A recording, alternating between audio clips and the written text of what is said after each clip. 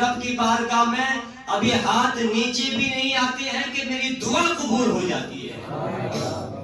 احمد بن حنبل نے کیوں قمیض دھو کر پیا ہے، کیوں اس سے برکت حاصل کی ہے، اور انہوں نے یہ زمانے کو بتا دیا ہے کہ یہ اللہ والے ہیں، ان کی جو اللہ والوں سے برکت لیتا ہے وہ بھی برکت والا بن جاتا ہے۔ الحمدللہ رب العالمین والعاقبۃ للمتقین والصلاة والسلام علی سید الانبیاء والمرسلین وعلی آلہ واصحابہ اجمعین، اما بعد فاعوذ باللہ من الشیطان الرجیم، بسم اللہ الرحمن الرحیم۔ فقد قال اللہ تبارک و تعالی فی القرآن المجید والفرقان الحمید، وَلَوْ أَنَّهُمْ إِذْ ظَلَمُوا أَنفُسَهُمْ جَاءُوكَ آمَنْتُ بِاللَّهِ صَدَقَ اللَّهُ مَوْلَانَا الْعَظِيمُ وَبَلَّغَنَا رَسُولُهُ النَّبِيُّ الْأَمِينُ الْكَرِيمُ وَنَحْنُ عَلَى ذَلِكَ لَمِنَ الشَّاهِدِينَ وَالشَّاكِرِينَ وَالْحَمْدُ لِلَّهِ رَبِّ الْعَالَمِينَ۔ غوث اعظم و بنے بے سر و ساما مدد، قبلہ دین مدد، کعبہ ایما مدد، بگرداب بلا افتاد کشتی، ضعیفان شکستہ رات و پشتی، بحق خواجہ عثمان ہارونی مدد کن یا معین الدین چشتی رضی اللہ تعالی عنہ۔ قادریم نعرہ یا غوث اعظم می زنم، دم ز شیخ احمد رضا خان قطب عالم می زنم۔ آئیے حضرات، کچھ عرض و معروض کا سلسلہ شروع کرنے سے قبل انتہائی عقیدت و محبت کے ساتھ گنبد خضرا کو نگاہوں میں بسا کر درود و سلام کے ڈالیاں نچھاور کریں۔ پڑھیے بابا سے بلند اللہم صلی علی سیدنا و مولانا محمد مبارک وسلم، صلو علیہ صلاۃ و سلام علیک یا رسول اللہ صلی اللہ تعالی علیہ وسلم۔ اللہ رب العزت کا بے پایا فضل عظیم احسان عظیم ہے کہ اس نے اپنے پیارے محبوب صلی اللہ تعالی علیہ وسلم کی امت میں پیدا فرمایا اور بے شمار انعام و اکرام سے ہمیں نوازا۔ جس آیت کریمہ کو عنوان سخن بنایا ہے، رب کائنات اپنے کلام میں ارشاد فرماتا ہے، وَلَوْ أَنَّهُمْ إِذْ ظَلَمُوا أَنفُسَهُمْ جَاءُوكَ۔ اے محبوب، آپ اپنے گناہ گار امتیوں سے فرما دیجئے کہ اگر یہ اپنی جانوں پر ظلم کر لیں تو اے محبوب آپ کے دروازے پر حاضر ہو جائیں۔ اور حضرات، گزشتہ کئی جمعوں سے آپ حضرات اولیاء کاملین، بزرگان دین رحمہم اللہ تعالی علیہم اجمعین کی واقعات اور ان کے حاضری کے آداب ملاحظہ فرماتے چلے آئے ہیں، اور اہل قبور سے استمداد ہمیں لینا جائز ہے یا نہیں، یہ آپ ملاحظہ کرتے چلے آ رہے ہیں۔ آج کی گفتگو میں بھی کچھ انشاءاللہ آپ یہی ملاحظہ فرمائیں گے کہ ہمیں اہل قبور سے مدد لینا چاہیے یا نہیں، اور وہ محدثین کے اقوال جو اثر نو، جنہوں نے منع کر دیا کہ قبروں پر جانے سے کوئی فائدہ نہیں ہوتا، قبر کو معاذ اللہ رب العالمین انہوں نے بت کہہ دیا،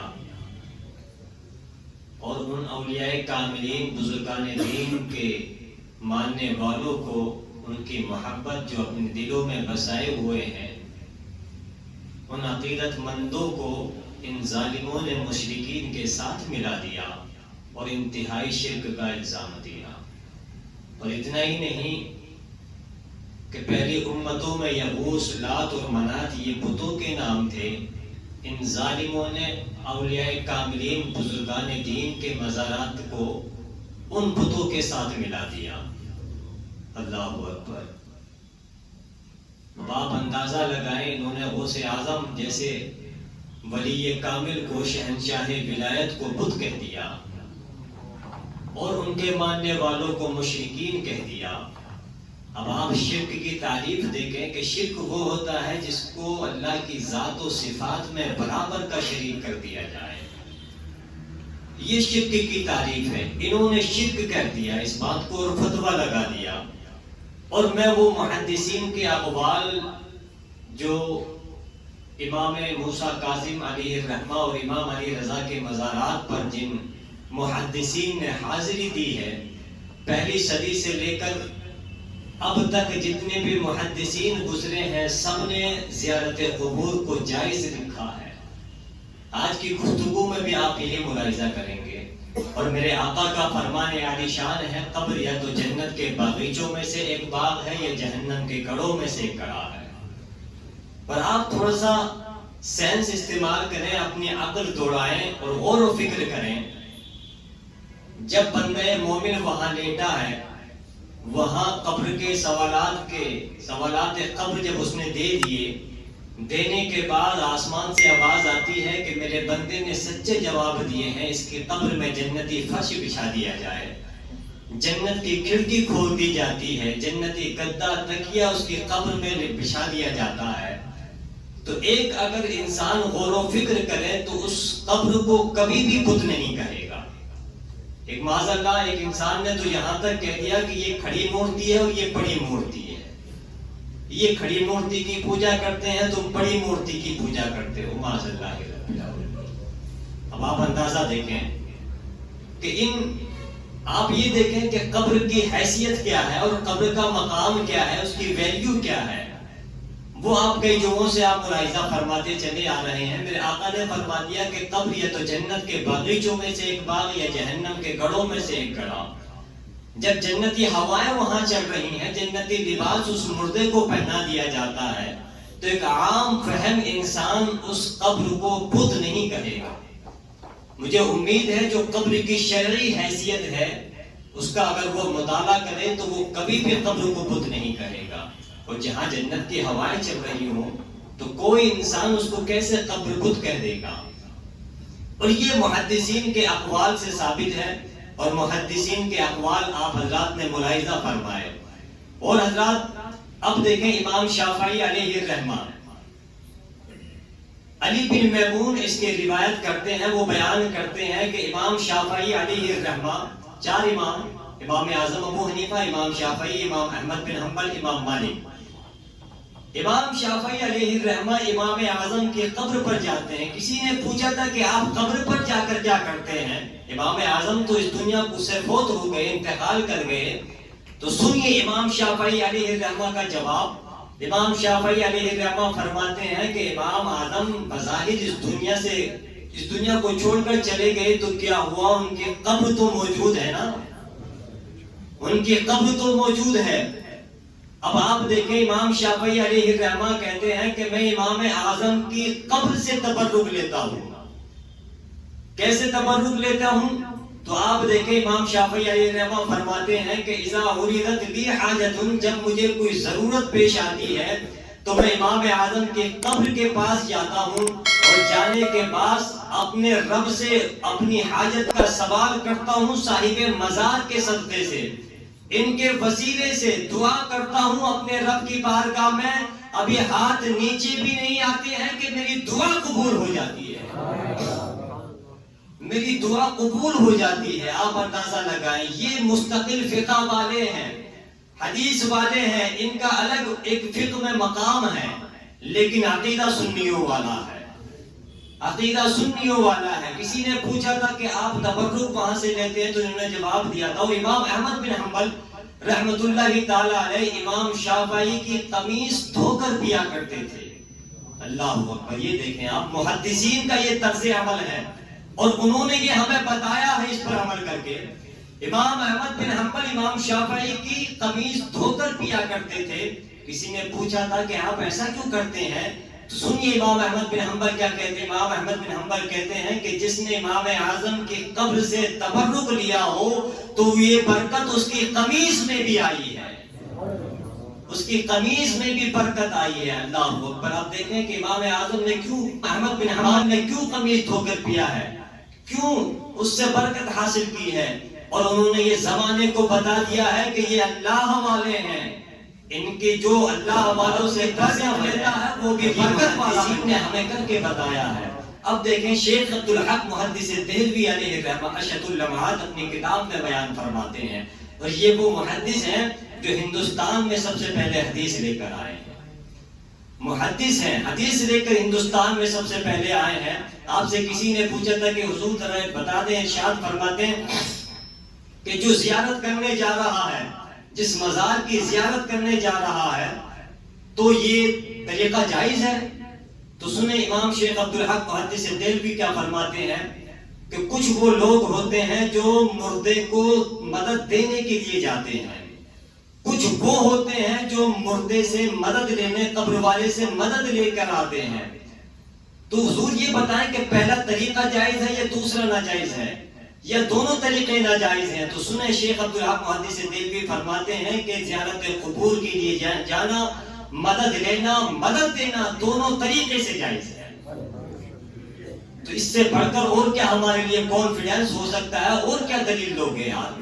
اور حضرات آگے سنیں، دیکھیں آپ، امام ابن عبد البر علیہ الرحمہ یہ اپنی کتاب الاستیعاب میں فرماتے ہیں، ہجری 463 ان کا یوم وصال ہے، اور جب یہ صحابہ کرام علیہم الرضوان کا تعارف کرواتے جب حضرت ابو ایوب انصاری رضی اللہ تعالیٰ عنہ پر پہنچتے ہیں، پہنچنے کے بعد یہ کیونکہ میزبان رسول تھے، مہمان نوازی کیا کرتے تھے، آقا کریم صلی اللہ تعالیٰ علیہ وسلم کی بارگاہ میں کھانا جاتا تھا، اور جب پلیٹ واپس آتی تھی جہاں سے میرے آقا نے کھانا شروع کیا تھا، انگلیوں کے نشان موجود تھے، حضرت ابو ایوب انصاری وہیں سے اس پلیٹ کو چاٹ لیا کرتے تھے، وہیں سے اس پلیٹ کو چاٹ لیا کرتے تھے۔ کسی نے پوچھا تھا کہ آپ ایسا کیوں کرتے ہیں؟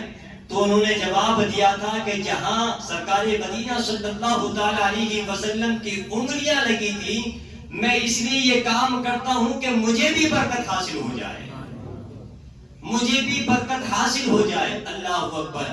آپ دیکھیں کہ ان کا وصال استنبول شہر کے قریب فصیل میں ہوا تھا، اور وقت گزرتا گیا، حالات بدلنے کے بعد ان کا مزار پاک موجود ہے، اور آپ دیکھیں آگے چل کر مسلمانوں کا یہ عالم تھا کہ جب کبھی بارش نہیں ہوتی تھی تو ان کی قبر کے پاس جا کر اللہ کی بارگاہ میں دعائیں کرتے تھے، اور جب دعائیں کرتے تھے تو اللہ تبارک و تعالیٰ اس صحابی رسول کی برکت کی وجہ سے اللہ آسمان سے بارشوں کا نزول فرما دیا کرتا تھا۔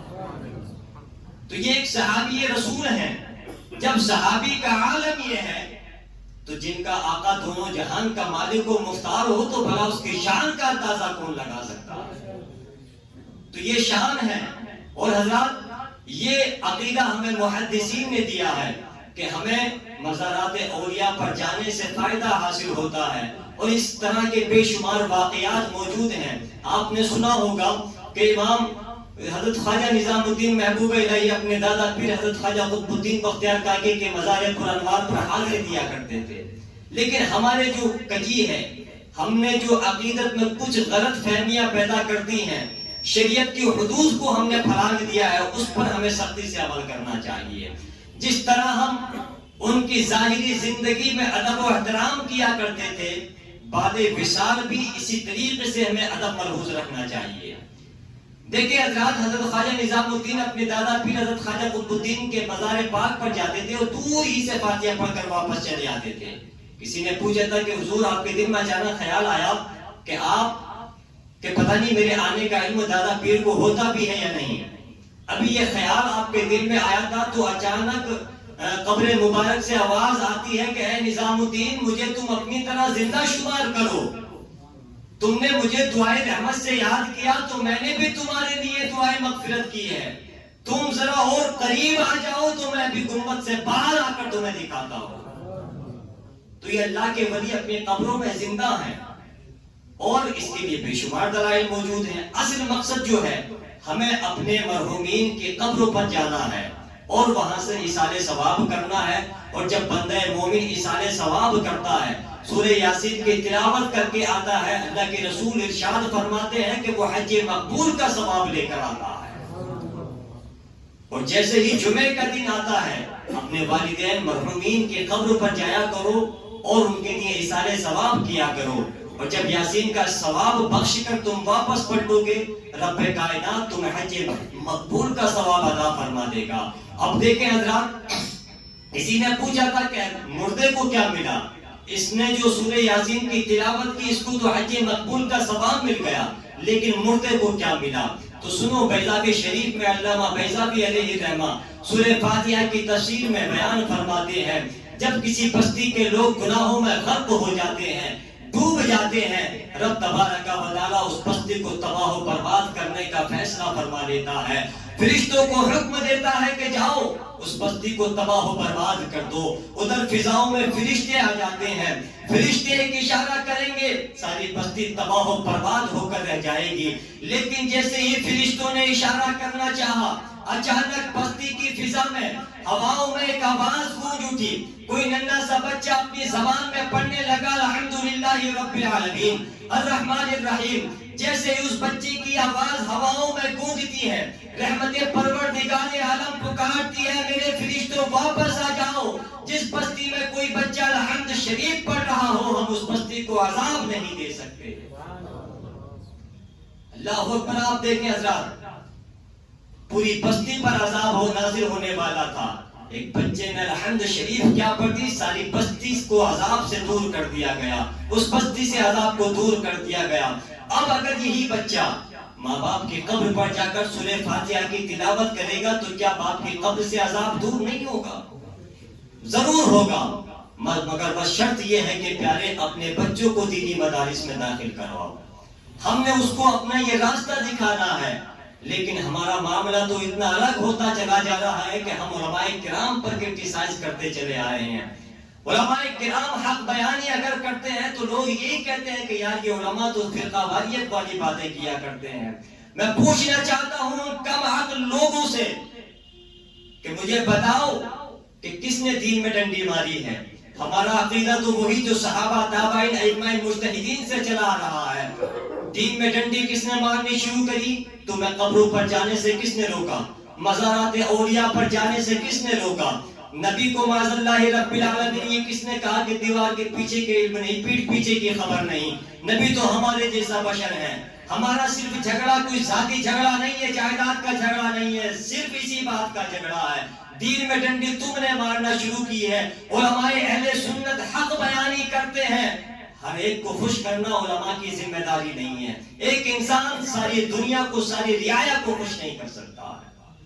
حق بات میرے بھائی کڑوی ضرور لگتی ہے، اور یہ وہی اس کے دماغ میں کنفیوزنگ پیدا کرے گی جس کے عقیدے میں پختگی نہیں ہوگی۔ اس لیے اپنا عقیدہ اللہ اور اس کے رسول سے مضبوط کر لو۔ آپ نے سنی ہوگی وہ حدیث پاک، یہ محبت رسول ہے، اور محبت رسول کا تقاضا کیا ہے؟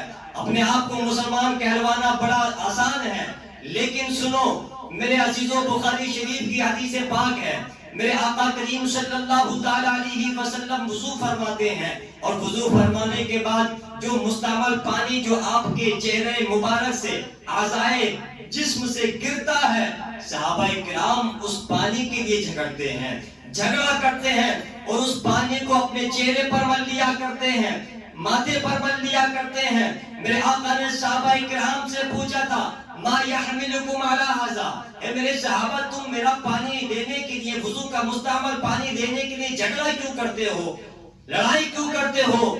تو صحابہ کرام کے جملے سنو پیارے، یہ محبت رسول ہے۔ صحابہ کرام نے جواب دیا تھا یا رسول اللہ علیہ الصلوۃ والتسلیم لحب اللہ ورسولہ، ہم یہ کام اللہ اس کے رسول کی محبت کے لیے کیا کرتے ہیں۔